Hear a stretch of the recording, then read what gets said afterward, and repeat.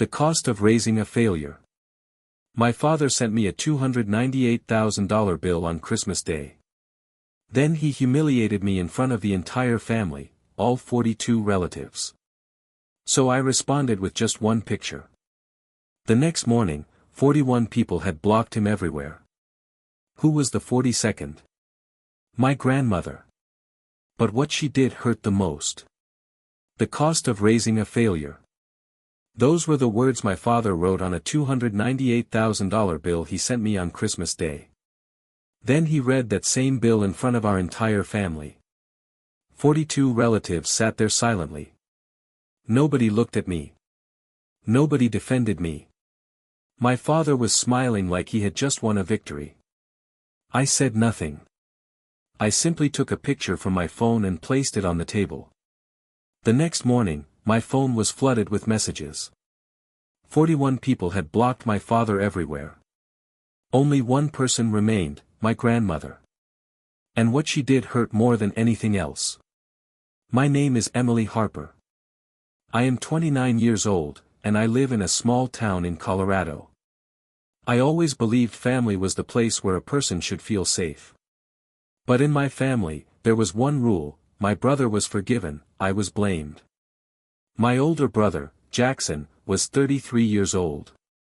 According to my father, he was a natural leader. He was not successful in business, but my father always said he had potential. Me, I was always the problem. At least, that was how they saw me. The difference between us was obvious from childhood. Jackson got average grades in school. My father would say, he's creative. I got the highest grades in my class. My father would say, you put too much pressure on yourself. When Jackson went to college, my father paid his tuition. I earned scholarships, worked nights, and paid the rest of my expenses myself. Nobody celebrated. Nobody called the family together. Nobody said they were proud. I never complained. I thought maybe things would change with time. But Christmas Day showed me the truth. That year, all of us gathered at my parents' house, the same old house where we spent every holiday. Snow was falling outside. The fireplace was burning inside. Food covered the dining table. 42 people were there, my uncles, aunts, cousins, everyone. At first, everything seemed normal. My mother was serving food. My father was talking about Jackson's new plans. He always did that: Jackson's future, Jackson's ideas, Jackson's opportunities. Then, after dinner, my father stood up. He was holding an envelope. He looked directly at me. "Emily, this is for you." I thought maybe it was a gift. I opened the envelope. Inside was a long list. At the top it said, expense breakdown. I started reading: food, clothing, school expenses, college costs, household expenses. Every item had a dollar amount beside it. At the bottom was the total, $298,000. I looked up. "What is this?" My father smiled. "The cost of raising you." The table became completely silent. For a moment, I thought he was joking. "Dad, seriously?" He nodded. "Yes. Because some children forget what their parents sacrificed to get them where they are." Jackson laughed. "Honestly, that seems fair." A few relatives smiled. I looked at my father. "Why are you doing this?" He shrugged. "Because you've always acted like you're better than us." I stared at him. "When did I ever do that?" He leaned back. "You never accepted our help. You always wanted to prove you didn't need us." I stayed quiet, because the truth was simple: when I actually needed them, they were never there. But when they wanted someone to blame, they always showed up.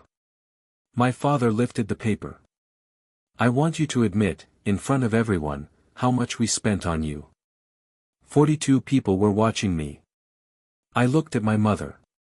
"Mom." She lowered her eyes. My brother stayed silent. Even my grandmother sat there without saying a word. I slowly took a breath. Then I smiled. My father looked confused. Why are you smiling? I placed my hands on the table. Because you think this bill is going to embarrass me. He frowned. What does that mean?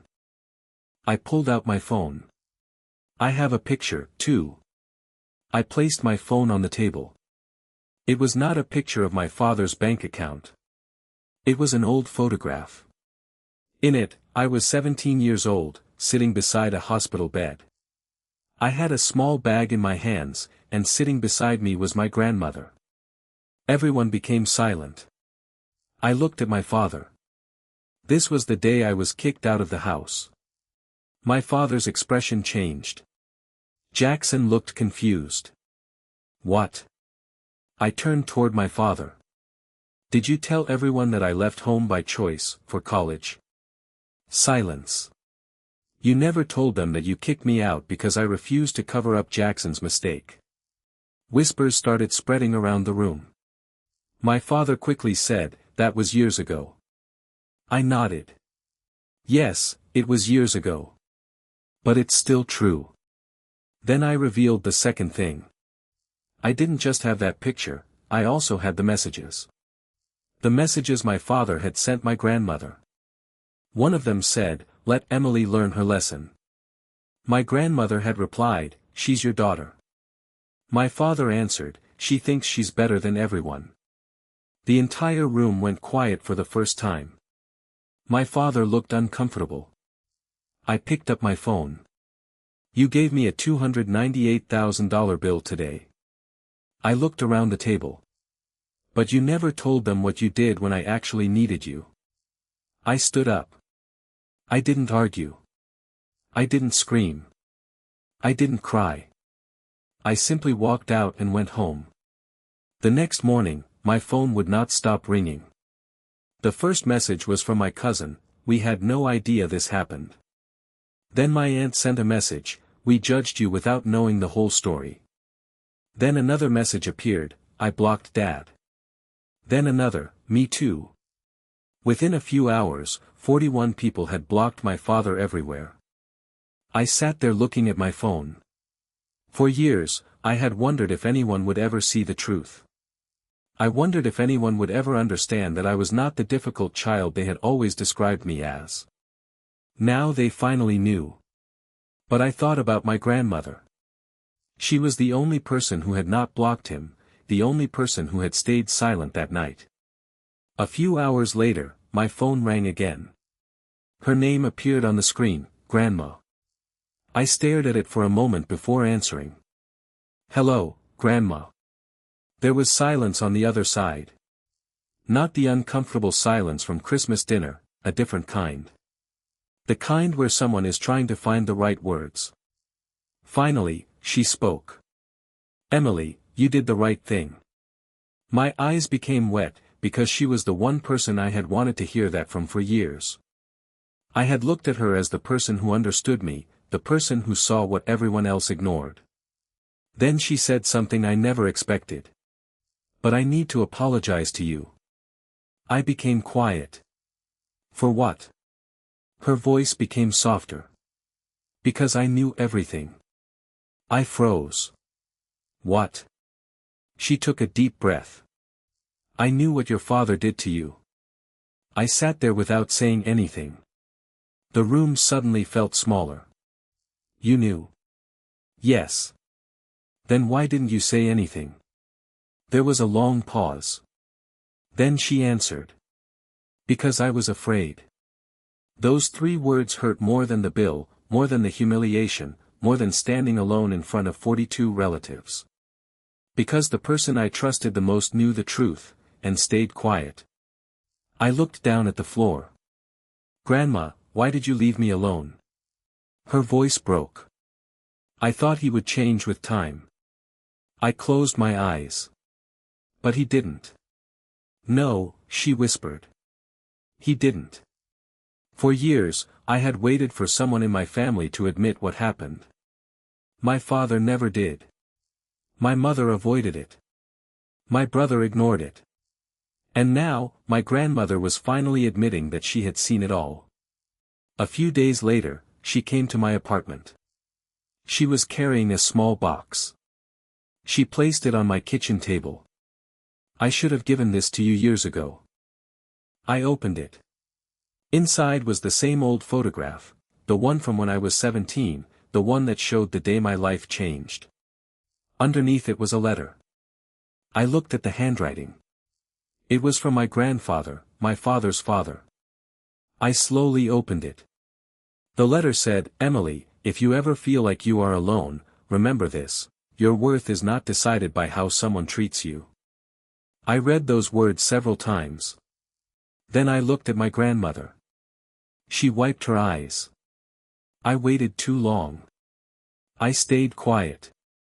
Then I said, "Yes, Grandma. You did." She looked down. "I know. But you finally came." She nodded. And for the first time in years, we sat together without pretending everything was fine. 2 years have passed since that Christmas. My relationship with my father is not what it used to be. Actually, I don't think it can ever be the same. Some things change the way you see people forever. Jackson tried to talk to me several times. At first he wanted to explain. He said he was young. He said he didn't understand what was happening. But I had heard enough excuses. For years, I was expected to understand everyone else. Nobody tried to understand me. So I stopped waiting. My life changed after that night, not because 41 relatives blocked my father, not because everyone finally saw the truth, but because I finally stopped trying to prove my value to people who had already decided not to see it. I built my life without their approval, just like I always had. I continued my work. I moved forward. I created a home where I felt respected. And I kept that photograph, the same photograph that silenced an entire family. My father thought a $298,000 bill would break me. He thought making me look like a burden would embarrass me. He thought he could stand in front of everyone and rewrite my entire life with a piece of paper. But he forgot something. I was the same girl who survived being abandoned. The same girl who worked for everything she had. The same girl who built herself without anyone saving her. And that picture proved something much bigger than my innocence. It proved who had actually failed. Not me, the person who raised a daughter but never learned her worth. The person who demanded repayment for love. The person who thought a number on a piece of paper could erase years of pain. That Christmas, my father thought he was exposing my failures. Instead, he exposed his own. And in the end, that picture was not just my defense, it became the evidence of who the real failure was.